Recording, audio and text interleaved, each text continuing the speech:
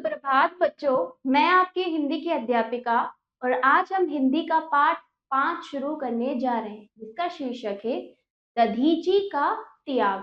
तो चलिए शुरू करते हैं। पाठ 5 दधीची का त्याग। ठीक है, ये एक पौराणिक कथा है, एक पुरानी कथा है दधीची के बारे में। तो चलिए हम पाठ का परिचय देते हुए पाठ का शुरू करते हैं। भारतीय संस्कृति ने सदा परोपकार पर बल दिया है। ठीक है, दूसरों पर उपकार करना, दया करना, तो ये हमारे भारतीय संस्कृति की पहचान है। यहाँ ऐसे तपस्वी और राजा हुए हैं जिन्होंने दूसरों के कल्याण के लिए अपना जीवन तक त्याग दिया, है ना, बलिदान कर दिया। दधीची ने देवताओं की रक्षा के लिए अपनी देह ही यानी अपना जीवन, अपना शरीर ही समर्पित कर दी। उनकी अस्थियों से देवताओं ने वज्र बनाया, है ना, वज्र अस्थियों से बना एक हथियार। तो चलिए शुरू करते हैं अब हम ये पाठ। कई बार हम अखबारों में पढ़ते और टीवी पर समाचार सुनते हैं कि गुस्से से भरी भीड़ को काबू में करने के लिए पुलिस को बल प्रयोग करना पड़ा। बल प्रयोग यानी पुलिस को अपना बल दिखाना पड़ा भीड़ को काबू में करने के लिए। किसी प्रकार की किसी न किसी मुद्दे पर क्या होती है, भीड़ इकट्ठी हो जाती है, प्रोटेस्ट करती है, उस पर पुलिस क्या करती है, बल का प्रयोग करती है। इस कार्य में वज्रवाहन का भी प्रयोग किया गया है। ठीक है, तो इस कार्य में ये वज्रवाहन है, यही है जिसका प्रयोग पुलिस करती है बल के रूप में। ठीक है, वह वज्र सुरक्षा बलों द्वारा प्रयोग किया जाने वाला एक ऐसा वाहन है जो दंगाई और आतंकवादियों को रोकने के लिए काम में लाया जाता है। यह क्या है, एक वज्र सुरक्षा है ना, ये क्या है, एक वाहन है, ये एक वज्र सुरक्षा के द्वारा हमें मतलब पुलिस के प्रयोग में आता है। ये एक ऐसा वाहन है जो दंगाइयों, आतंकवादियों व इस तरह के झगड़े मामले रोकने के लिए प्रयोग में आता है। इस वाहन की बाहरी परत इतनी कठोर होती है कि गोलियों या विस्फोटकों से इसे अधिक नुकसान नहीं पहुंचता। ये इस प्रकार से बनाया गया है, इतना कठोर, इतना सुरक्षित बनाया गया है, किसी प्रकार की गोलियों व किसी प्रकार का विस्फोट इस पर अगर पड़ जाए तो ये इतना मतलब इसका इतना नुकसान नहीं होता है, इसमें बैठा व्यक्ति सुरक्षित रहता है ना। क्या आपको पता है कि इस वाहन का नाम वज्र ही क्यों रखा गया? चलिए पता लगाते हैं। वज्र नाम के पीछे एक कथा है जो महात्मा दधीची के बलिदान से जुड़ी हुई है। दधीची के त्याग के प्रति अपनी कृतज्ञता और सम्मान प्रकट करने के लिए इस वाहन का नाम वज्र रखा गया। ठीक है, दधीची एक क्या थे, महान ऋषि, जो क्या थे, बहुत ज्यादा मतलब क्या थे, दूसरों के लिए परोपकार करते थे और अपनी उन्होंने अभी हमने पढ़ा था परिचय में कि उन्होंने अपनी देह की, अपने शरीर का बलिदान कर दिया था। तो उसी प्रकार ये वाहन का नाम दधीची पड़ा।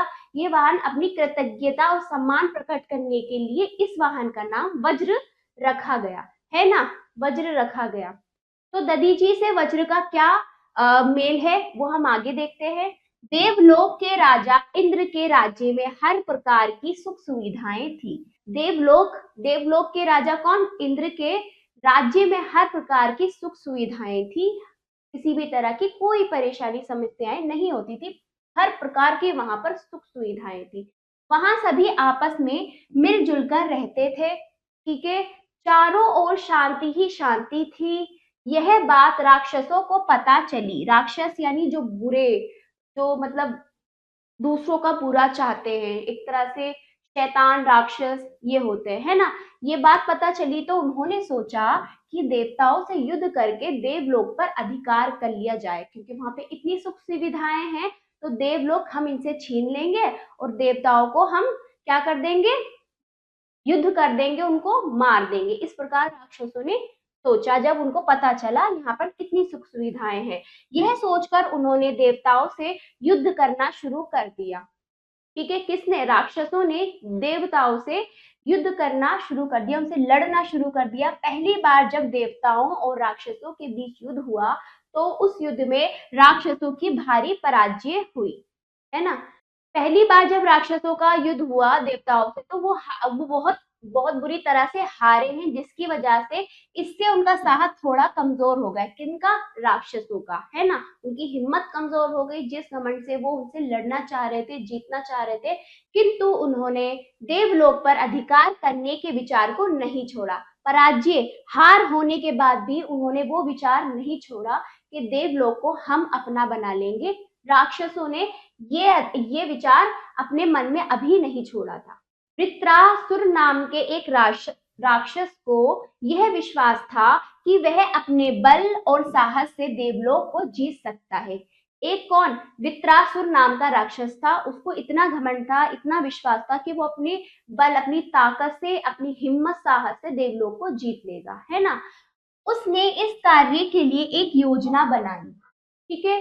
योजना के अनुसार उसने अपने साथियों की मदद से देवताओं तथा अप्सराओं को तंग करना शुरू कर दिया। राक्षस ने अपने साथियों की मदद से देवताओं और अप्सराओं को तंग करना, परेशान करना शुरू कर दिया।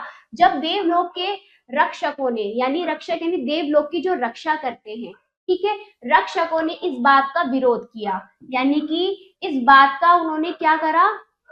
विरोध किया, उनके खिलाफ आवाज उठाई या फिर उनके खिलाफ खड़े हुए, तो उसने उन्हें मार पीट कर भगा दिया। किसे? रक्षकों को, जो देवलोक की रक्षा कर रहे थे। इसके बाद वह देवताओं से युद्ध करने लगा। कौन? वृत्तासुर। ठीक है। इस युद्ध में उसने देवताओं को भारी नुकसान पहुंचाया, है ना, बहुत उनका नुकसान पहुंचाया। उनके साथ युद्ध करके उसकी सेना का भी बहुत नुकसान हुआ, उसकी खुद की भी सेना का भी बहुत नुकसान हुआ, राक्षस की सेना। ठीक है। लेकिन उसने हार नहीं मानी और देवताओं से युद्ध करता रहा। इस युद्ध में कभी देवता हार जाते तो कभी वृत्तासुर की सेना, इस युद्ध में कभी देवता हार जाते या तो कभी वृत्तासुर की सेना हार जाती। ये युद्ध चलता रहा। देवता कहते थे कि इस युद्ध में उनकी जीत हो जाए, इसलिए सभी देवताओं ने मिलकर बैठक की और योजना बनाई। यानी कि देवता चाहते थे कि इस युद्ध में हम सबकी जीत हो जाए, तो इस प्रकार उन्होंने बैठकर बातचीत की, एक बैठक की, एक मीटिंग की। ठीक है।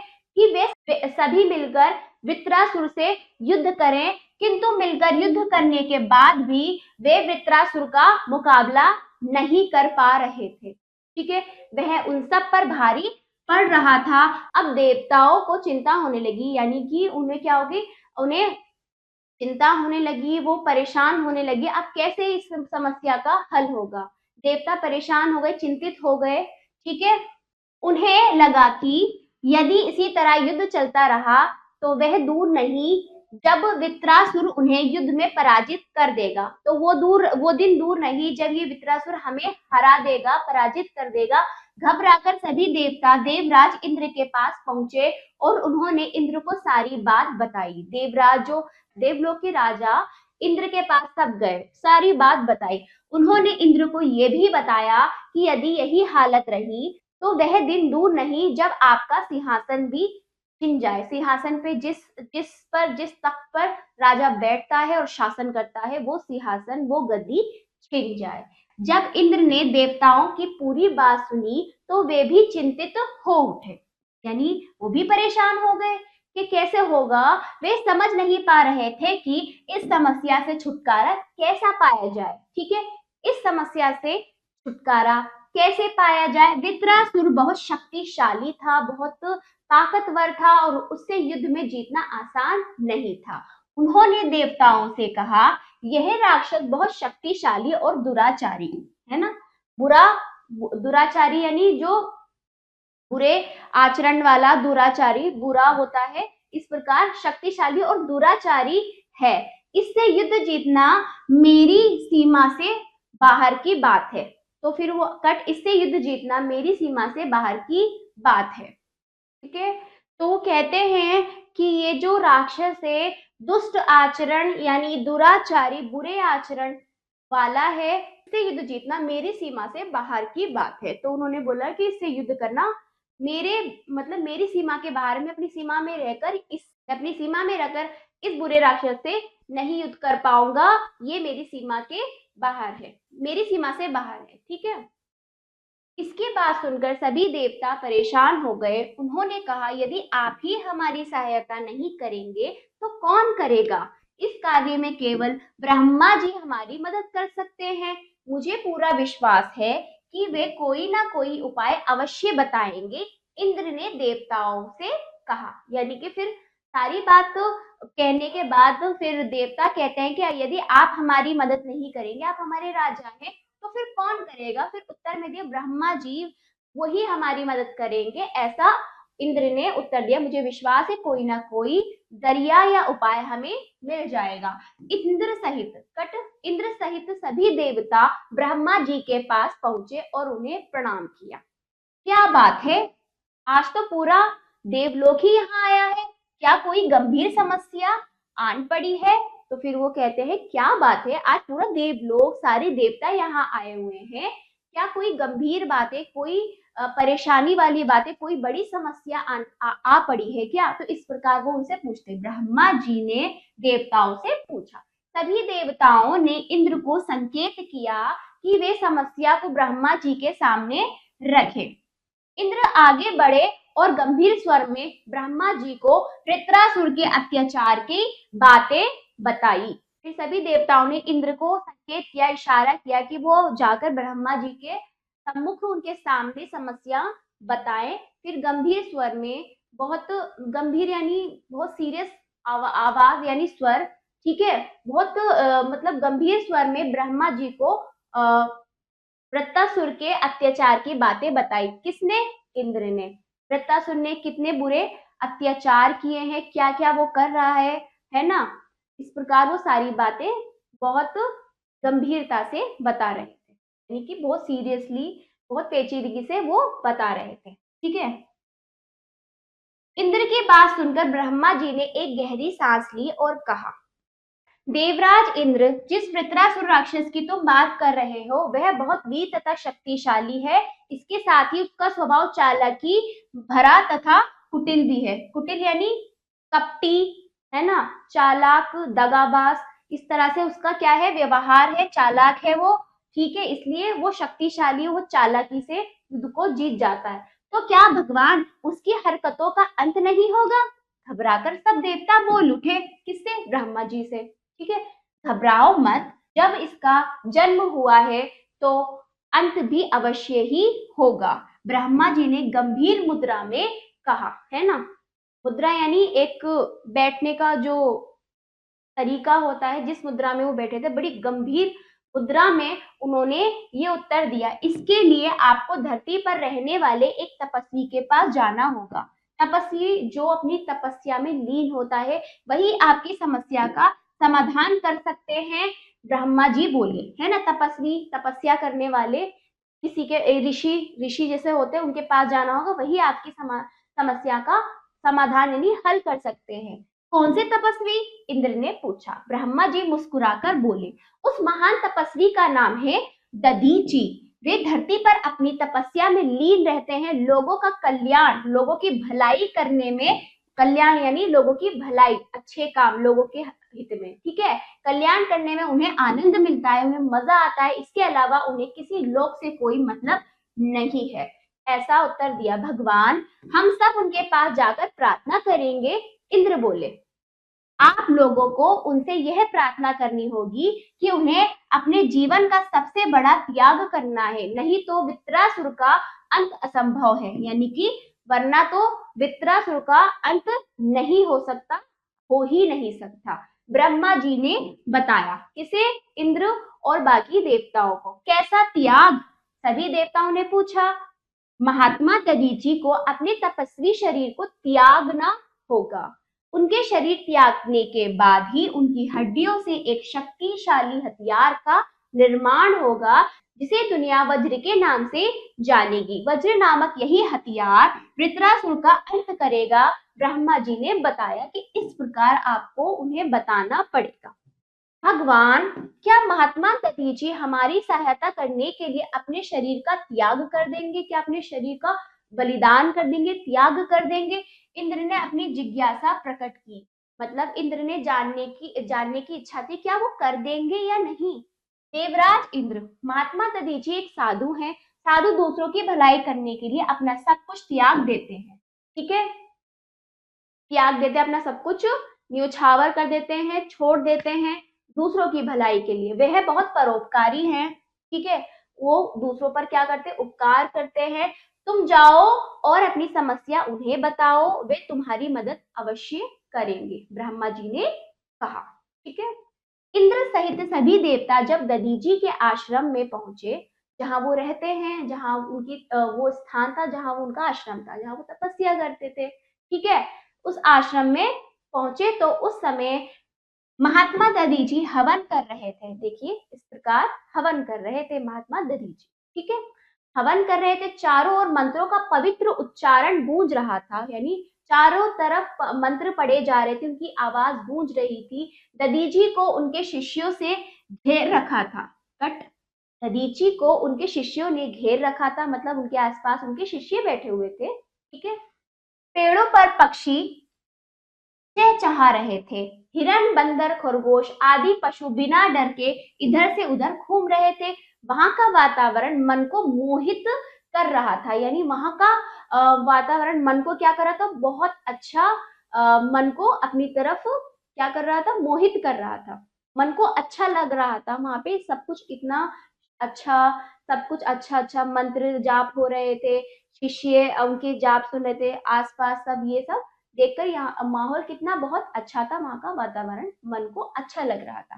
सभी देवता आश्रम में जाकर हाथ जोड़कर एक ओर खड़े हो गए, है ना, हाथ जोड़कर एक तरफ खड़े हो गए। जब हवन समाप्त हुआ तो दधीची ने देखा कि देवतागण उनके सामने खड़े हैं, यानी कि सारे देवता, देवतागण या पूरे देवता यहाँ पर उनके सामने खड़े हैं। वह देवराज इंद्र को देखते ही पहचान गए और उनके तेज भरे चेहरे पर पवित्र मुस्कान बिखर गई, है ना।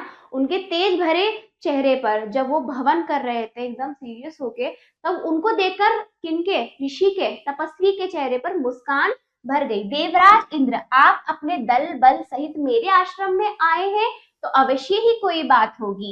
इस प्रकार उन्होंने कहा। मैं आपके लिए क्या कर सकता हूँ, दधीची ने कहा। ठीक है। इंद्र ने हाथ जोड़कर कहना आरंभ किया, शुरू किया। महात्मा दधीची, हम सब बहुत दुखी और परेशान होकर आपके पास सहायता, आपसे मदद मांगने आए। सहायता यानी मदद, ठीक है। आशा है कि आप निराश नहीं करेंगे, यानी कि आशा है कि आप हमें निराश नहीं करेंगे, आप हमारी समस्या का हल करेंगे। इस प्रकार आगे मैं अपने प्राण देकर भी आपकी मदद करूंगा, दधीची ने कहा, है ना, मैं अपना जीवन, अपनी जान देकर भी आपकी मदद करूंगा। दधीची की यह बात सुनकर सभी देवता बहुत प्रसन्न हुए, खुश हुए। इंद्र ने दधीची को वृत्रासुर से संबंधित घटना सुनाई। उन्होंने ये भी बताया कि वह किस प्रकार देवताओं को तंग करता है। वृत्रासुर की सारी बात इंद्र ने बताई दधीची को। निश्चित रूप से मैं आपकी मदद करना अपना सौभाग्य समझता हूँ, यानी ये मेरा भाग्य है कि मुझे आपकी मदद करने का अवसर मिला है। इस प्रकार वो अपनी बात कहते हैं। इसके लिए मुझे क्या करना होगा, है ना, तो दधीची ने पूछा।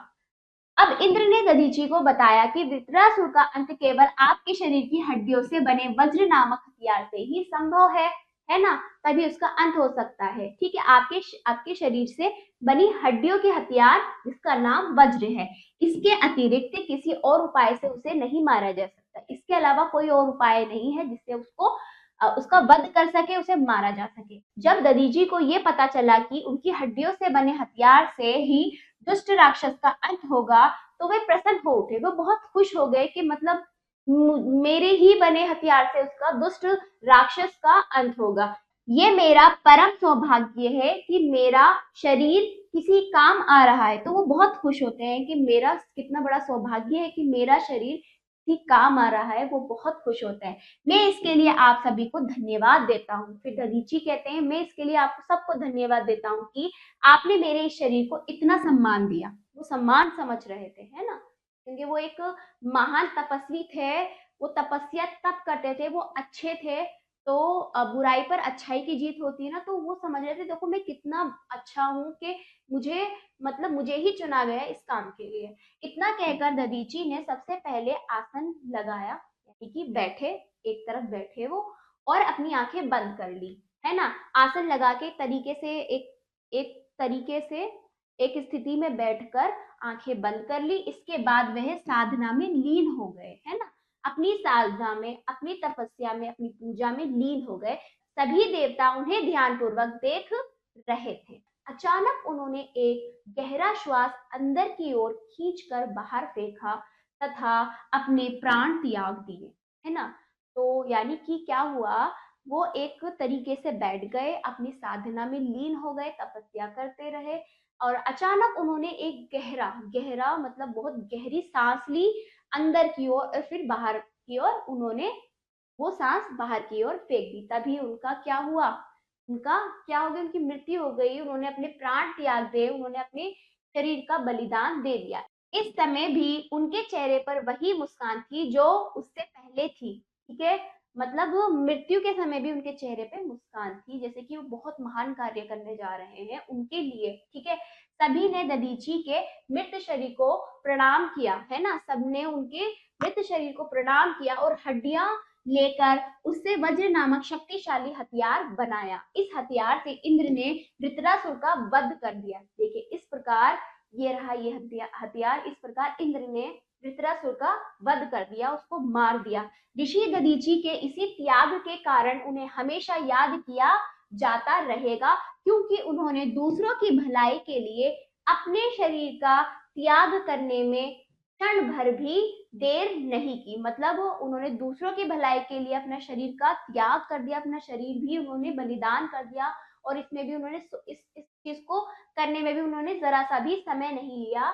उन्होंने इस कार्य को अपना सौभाग्य समझ के कर दिया। आज के युग में जब लोग जरा से लाभ के लिए दूसरों का नुकसान करने से नहीं चूकते, ऐसे में दधीची का बलिदान हमें उनके त्याग की याद दिलाता रहेगा। और आज का समय क्या है, हम दूसरों का क्या करते हैं, नुकसान, भलाई करने के बजाय अपने बारे में सोचते, दूसरों का नुकसान करके अपना भला करते हैं। आज का जमाना, कोई किसी के बारे में नहीं सोचता। परंतु दधीची ऋषि का जो त्याग और बलिदान है, ये हमें याद दिलाता रहेगा कि दूसरों के लिए यदि अपना जीवन भी त्यागना पड़े तो त्याग दो। हमें अपना जीवन दूसरों की भलाई में लगाना चाहिए, ये इनका बलिदान हमें याद दिलाता है। ठीक है बच्चों, तो ये पाठ यहीं पर समाप्त होता है।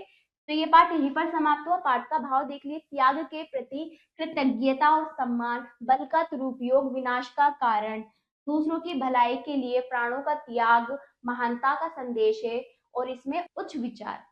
इन इन इन बिंदुओं पर इस पाठ में हमें ये चीजें समझाई गई है। ठीक है बच्चों, चलिए शब्दकोश देख लीजिए।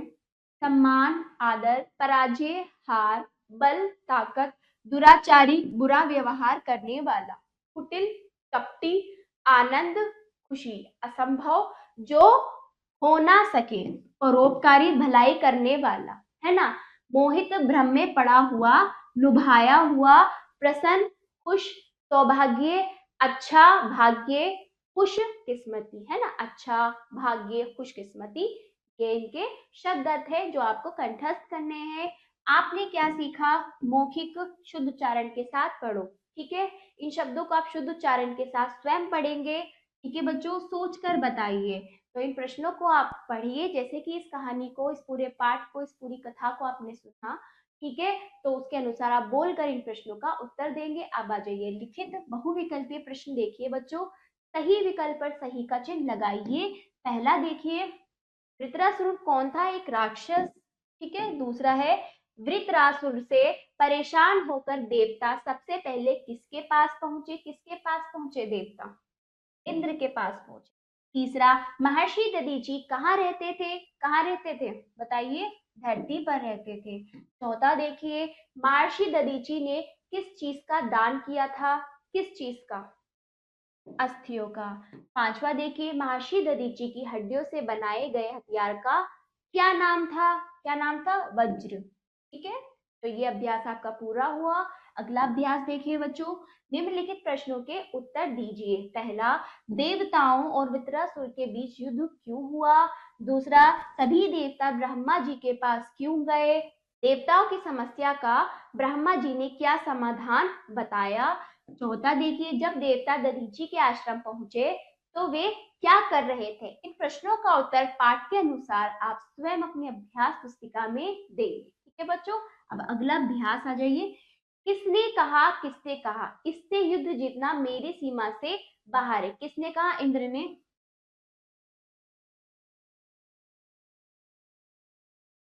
देवताओं से।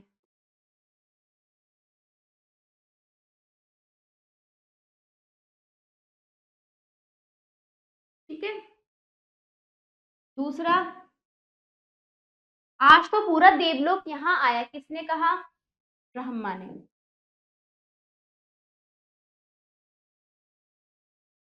ब्रह्मा ने कहा किससे? देवताओं से।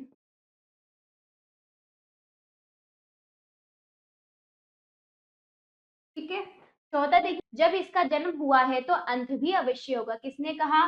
ब्रह्मा ने।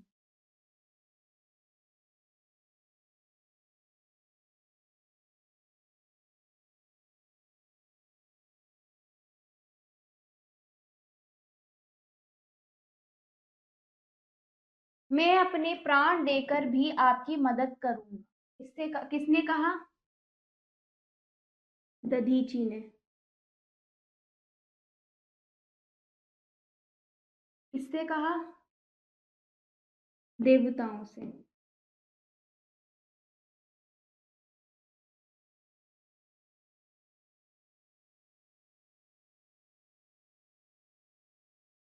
ठीक है, तो ये अभ्यास भी आपका हुआ। बाकी नीचे दिए गए शब्दों के दो दो पर्यायवाची शब्द लिखिए, नीचे दिए गए शब्दों के विलोम शब्द लिखिए। ये सब आप स्वयं करेंगे या स्वयं का अभ्यास है? बाकी पाठ से संबंधित मैंने आपको सभी अभ्यास करा दिए हैं बच्चों। ठीक है, तो ये पाठ यहीं पर समाप्त होता है। आशा करती हूँ ये पाठ आपको अच्छे से समझ आया होगा। इसका अभ्यास कार्य आप अपनी अभ्यास पुस्तिका में जरूर कीजिएगा। और अब हम मिलते हैं अगले पाठ पर। धन्यवाद।